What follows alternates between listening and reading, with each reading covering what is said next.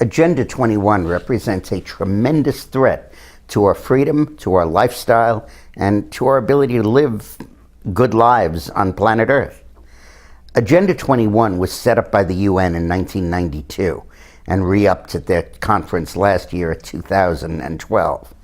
And the concept of it is to increase the density of human population, pile us one on top of each other, get us into apartment complexes, get us into communities, take us out of the suburbs, out of rural areas, off the farms, and bring us all into high-density communities proximate to mass transit so that we stop driving cars. And as a result, the carbon emissions are lowered. Now, the carbon emissions are a total excuse. It's not like you have to stop driving to save the Earth. Our carbon emissions are down by 20% over the last 5 years simply by higher mileage standards on cars and higher cost gasoline and people doing less driving and converting plants from coal to natural gas. That's all happening, and we don't need Agenda 21 to force us to change the way we live. But that is the goal of the Agenda 21, the radical environmentalists. They've largely taken over California. Virtually every planning board in California is now committed to Agenda 21 goals. And what they're going to bring about is just horrific. They have wildlife corridors.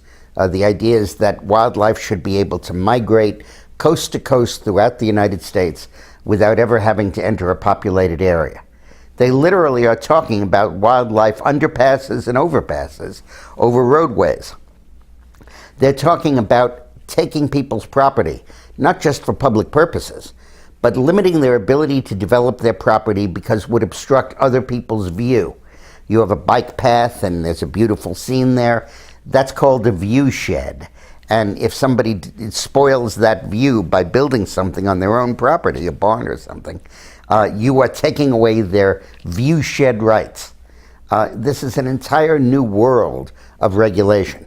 And the basic concept is to make it impossible to live in the kind of world we live in now, and instead totally and dramatically change us.